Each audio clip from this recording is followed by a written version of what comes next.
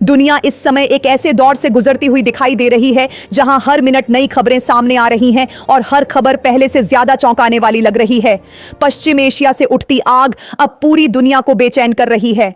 रात गहराते ही अचानक आसमान में तेज रोशनी दिखाई देने लगी और कुछ ही पलों में जोरदार धमाकों की आवाज ने कई शहरों की नींद उड़ा दी। लोग अपने घरों से बाहर निकलकर आसमान की ओर देखने लगे। कुछ को लगा शायद कोई सैन्य अभ्यास हो रहा है, लेकिन जब एक के बाद एक मिसाइलें आसमान में दौड़ती हुई दिखाई देने लगीं, तो हर किसी को समझ आ गया कि हालात सामान्य नहीं हैं। बताया जा रहा है कि ईरान ने इजराइल पर लगातार मिसाइलों की बारिश शुरू कर दी है। रात भर आसमान में बैलिस्टिक मिसाइलें और ड्रोन उड़ते हुए दिखाई दिए। जैसे ही मिसाइलें लक्ष्य की ओर बढ़ती हैं, कुछ सेकंड के लिए पूरा आसमान चमक उठता है और फिर अचानक भयंकर धमाका होता है। कई इलाकों में इमारतों की खिड़कियां टूट गईं और सड़कों पर अफरा तफरी मच गई। सायरन की आवाज हर तरफ गूंजने लगी और लोग अपने परिवार के साथ सुरक्षित जगहों की ओर भागने लगे। तेल अवीव और आसपास के इलाकों में रात से ही अलर्ट जारी कर दिया गया है। कई जगहों पर एयर डिफेंस सिस्टम सक्रिय कर दिए गए हैं, जो आने वाली मिसाइलों को हवा में ही मार गिराने की कोशिश कर रहे हैं। लेकिन कुछ मिसाइलें इतनी तेज और शक्तिशाली हैं कि वे अपने लक्ष्य तक पहुंचने में सफल हो जाती हैं। जिन जगहों पर ये मिसाइलें गिरीं, वहां आग की लपटें उठने लगीं और धुएं के काले बादल आसमान में फैल गए। इस बीच खबरें यह भी कह रही हैं कि ईरान ने सिर्फ इजराइल ही नहीं, बल्कि अमेरिका के कुछ सैन्य ठिकानों को भी निशाना बनाया है। फारस की खाड़ी के आसपास स्थित अमेरिकी ठिकानों पर भी हमले की खबरें सामने आ रही हैं। जैसे ही यह खबर दुनिया भर में फैली, अंतर्राष्ट्रीय राजनीति में हलचल तेज हो गई। कई देशों के नेता आपात बैठकें करने लगे और सैन्य तैयारियों को लेकर चर्चा शुरू हो गई। अमेरिका इस पूरे घटनाक्रम से बेहद परेशान दिखाई दे रहा है। अमेरिकी प्रशासन लगातार बयान दे रहा है कि वह अपने सहयोगियों की रक्षा के लिए हर संभव कदम उठाएगा। खबरें हैं कि अमेरिकी युद्धपोत और लड़ाकू विमान पहले ही युद्ध की स्थिति में तैनात कर दिए गए हैं। कई बम वर्षक विमान आसमान में गश्त कर रहे हैं और सेना को हाई अलर्ट पर रखा गया है। लेकिन हालात तब और ज्यादा गंभीर हो गए जब खबर आई कि रूस और चीन भी इस पूरे घटनाक्रम पर बेहद करीबी नजर रखे हुए हैं। कई विश्लेषकों का कहना है कि अगर यह संघर्ष और बढ़ता है तो दुनिया की बड़ी शक्तियां भी इसमें खुलकर शामिल हो सकती हैं। रूस ने पहले ही चेतावनी दी है कि अगर युद्ध और फैलता है तो उसके परिणाम बहुत गंभीर हो सकते हैं। इसी बीच भारत का नाम भी इस पूरे घटनाक्रम में चर्चा में आने लगा है। भारत ने आधिकारिक तौर पर शांति की अपील की है, लेकिन विशेषज्ञों का कहना है कि अगर युद्ध लंबा चलता है तो दुनिया के कई देशों को अपनी रणनीति बदलनी पड़ सकती है, क्योंकि वैश्विक राजनीति में हर देश के अपने हित होते हैं और ऐसे संकट के समय वे तेजी से फैसले लेते हैं। रात के अंधेरे में जो दृश्य सामने आ रहे हैं वे बेहद डरावने हैं। आसमान में एक के बाद एक मिसाइलें दिखाई देती हैं।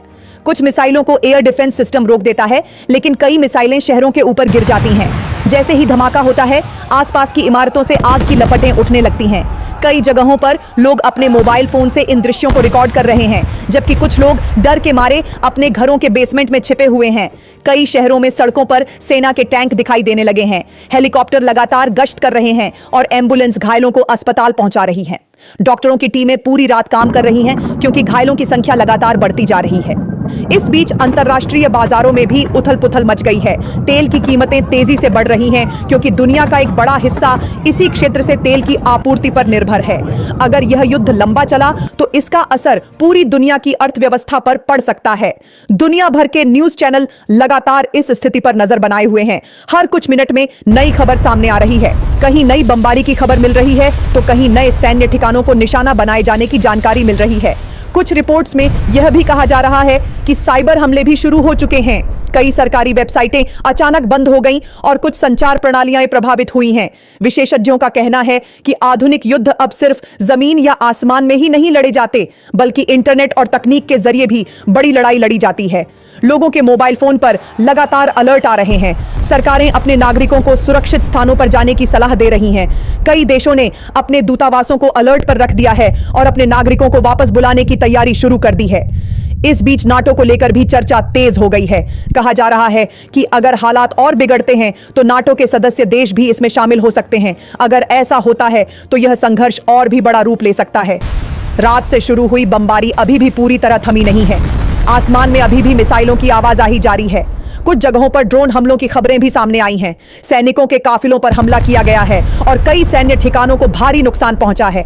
शहरों में डर का माहौल है। लोग समझ नहीं पा रहे कि आने वाला कल कैसा होगा। कई परिवार अपने घर छोड़कर सुरक्षित इलाकों की ओर जा रहे हैं। स्कूल और दफ्तर बंद कर दिए गए हैं और सड़कों पर सेना की तैनाती बढ़ा दी गई है। पश्चिम एशिया की धरती पर जो आग भड़की है, उसकी लपटें अब पूरी दुनिया को बेचैन कर रही हैं। हर देश अपने अपने तरीके से तैयारी कर रहा है और हर नेता हालात पर नजर बनाए हुए हैं। अब सबसे बड़ा सवाल यह है कि आगे क्या होगा। क्या यह संघर्ष का रूप ले लेगा? अगर और देश इसमें शामिल हो गए तो हालात तीसरे विश्व युद्ध जैसे हो सकते हैं। फिलहाल जो तस्वीर सामने आ रही है वह बेहद चिंताजनक है। आसमान में उड़ती मिसाइलें, जलती हुई इमारतें, भागते हुए लोग और सायरन की गूंज यह बता रही है कि हालात कितने गंभीर हो चुके हैं। दुनिया की नजरें अब अगले कदम पर टिकी हुई हैं। कौन सा देश क्या फैसला लेगा और यह संघर्ष किस दिशा में जाएगा? यह सवाल हर किसी के मन में घूम रहा है। इतिहास गवाह है कि जब भी इस क्षेत्र में युद्ध भड़का है, उसके असर दूर दूर तक महसूस किए गए हैं। इसीलिए इस बार भी पूरी दुनिया की सांसें थमी हुई हैं और हर कोई यही उम्मीद कर रहा है कि यह आग जल्द शांत हो जाए, क्योंकि अगर यह और भड़की तो उसका असर शायद पूरी दुनिया को झेलना पड़े।